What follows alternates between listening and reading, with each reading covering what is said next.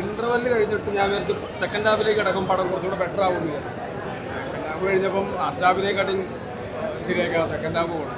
അപ്പോൾ ഇത്രയും ഇങ്ങനെ മോശം സിനിമയൊന്നും എടുക്കാൻ പാടില്ല. സൂര്യയൊക്കെ നമുക്ക് ഇന്ത്യയുടെ തന്നെ അഭിമാനമുള്ള നടനാണ്, തമിഴ് ഇൻഡസ്ട്രിയിൽ ഏറ്റവും മൂല്യമുള്ള നടനാണ്.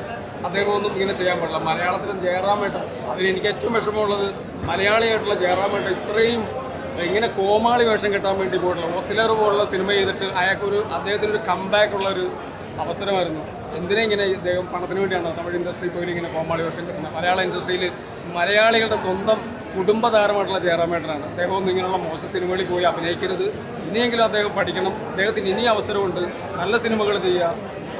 മമ്മൂക്ക, ലാലേട്ടൻ പോലെ ഒരു ഏറ്റവും നിലവാരമുള്ള ഒരു നടനാണ് ജയറാമേട്ടൻ. ജയറാമേട്ടനൊക്കെ ഇങ്ങനെയുള്ള സിനിമകളിൽ പോയി അഭിനയിക്കാതിരിക്കുന്ന ഏറ്റവും നല്ലത്. പണത്തിന് വേണ്ടിയാണ് അഭിനയിക്കുന്നത്. ഇവർ എത്രയോ പണം ഉണ്ടാക്കി, ഇനി എന്തിനാണ് അവർക്ക് പണം? ഇനിയും നമ്മളെ പ്രേക്ഷകനെ ഇഷ്ടപ്പെടുത്തി ഇവർക്ക് വീണ്ടും അവസരമുണ്ട്. കോടിക്കണക്കിൻ്റെ ഇവർ ഉണ്ടാക്കി സിനിമയിൽ നിന്ന് നമ്മളെപ്പോലുള്ള